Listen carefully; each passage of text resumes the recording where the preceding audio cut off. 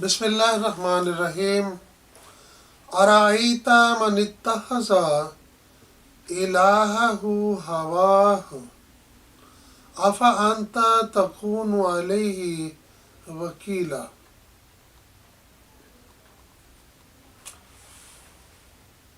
عزیز ساتھیوں، قرآن کریم کی سورہ الفرقان 25 نمبر سورہ اور اس کی آیت 43۔ ارائیت من اتخذ الہہ ہواہ، اے مخاطب، کیا تو نے ایسے شخص کو دیکھا ہے جس نے اپنی خواہش نفس کو الہ بنا لیا ہے، معبود بنا لیا ہے، اپنا حاکم، اپنا فرما روا بنا لیا ہے، اپنا خدا بنا لیا ہے۔ افانت تکون علیہ وکیلا، اے رسول، کیا آپ ایسے شخص کے وکیل ہوں گے؟ وکیل ہو سکتے ہیں؟ مطلب نہیں ہو سکتے۔ عزیز ساتھیوں، آئیے سمجھیں کہ یہ کون شخص ہے جس نے اپنی خواہش نفس کو، اپنی ہوائے نفس کو، یعنی من مرضی کو، اپنی مرضی کو جس نے خدا بنا لیا ہے۔ یہ وہ شخص ہے جو اللہ کے احکامات کو ماننے کی بجائے، اللہ کی فرما برداری کرنے کی بجائے اللہ کی روگردانی کرتا ہے، اللہ کی نافرمانی کرتا ہے، اس کے حکموں کو توڑتا ہے، من مانی کرتا ہے، اپنی مرضی کے کام کرتا ہے اور کہتا ہے میں لبرل ہوں، میں آزاد ہوں، میں کسی کا پابند نہیں ہوں، میں جو چاہوں کروں۔ اگرچہ وہ اللہ کے احکامات کو بھی نہیں مانتا اور اللہ کے علاوہ کسی دوسرے کے احکام بھی نہیں مانتا، کہتا میں کسی کی نہیں مانتا، تو وہ اپنے شیطانی جذبات کے پیچھے لگا ہوتا ہے، وہ شیطان کے پیچھے لگا ہوتا ہے، ہوائے نفس کے پیچھے، اپنی خواہشات کے پیچھے من مرضی کرتا ہے، جو چاہتا ہے کرتا ہے۔ اور چونکہ خواہش نفس جو ہے یا نفسانی خواہشات جو ہیں وہ انسان کو اس قدر شعور نہیں دیتی، بلکہ وہ شعور ہی نہیں دیتی جس سے انسان اچھے برے کی تمیز کر سکے، حق و باطل میں فرق کر سکے۔ حق و باطل میں فرق کرنے والا تو یہ قرآن ہے جس کو الفرقان کہا گیا، فرقان کے معنی حق اور باطل میں فرق کرنے والا، اچھائی اور برائی میں تمیز کرنے والا، سچ اور جھوٹ کو الگ الگ کر کے دکھا دینے والا۔ انسانی خواہشات تو انسان کو تباہ کرتی ہے،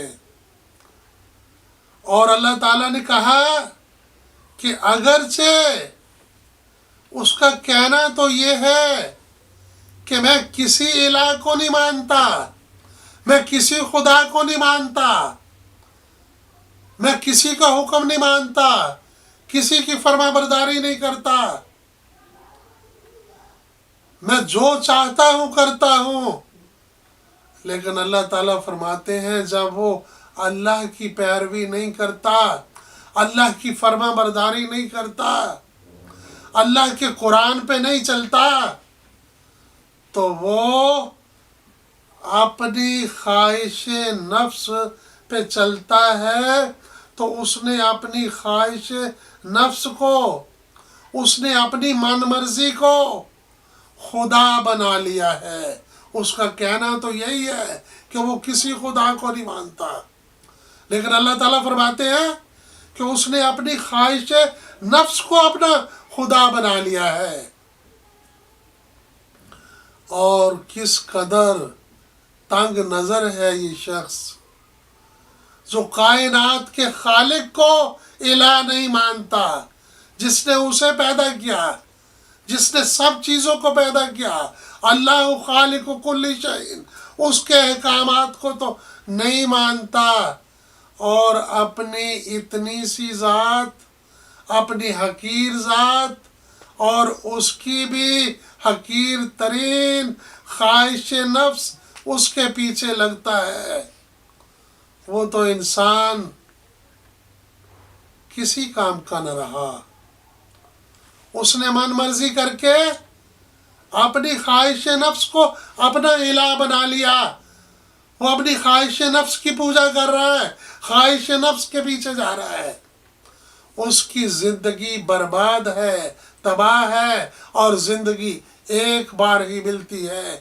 اگر وہ تباہ ہو گئی، اگر وہ اس زندگی میں ہلاک ہو گیا، اس نے اس زندگی کو برباد کر دیا، تو دوبارہ ملنے کی نہیں ہے۔ چنانچہ زندگی گزارنے کا اصول یہ ہے کہ اپنی خواہشات کو، اپنے ارمانوں کو،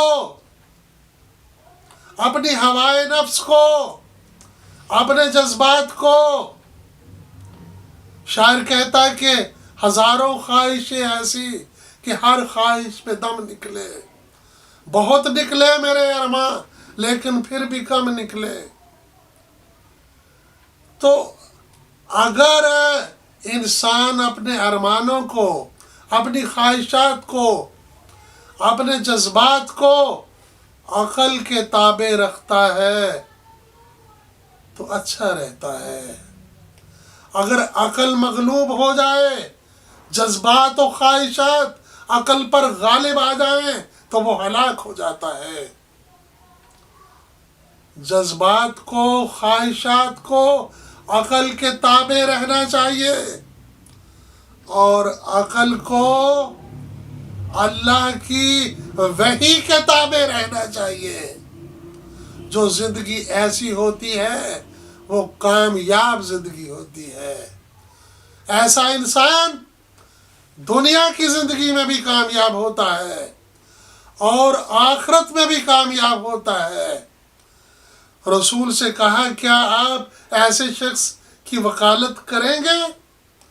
نہیں کریں گے، رسول کسی کی وکالت نہیں کریں گے، قرآن نے بار بار کہا۔ تو آئیے اللہ ہی کو الہ مانے، لا الہ الا اللہ کا یہی مطلب ہے۔ شکریہ۔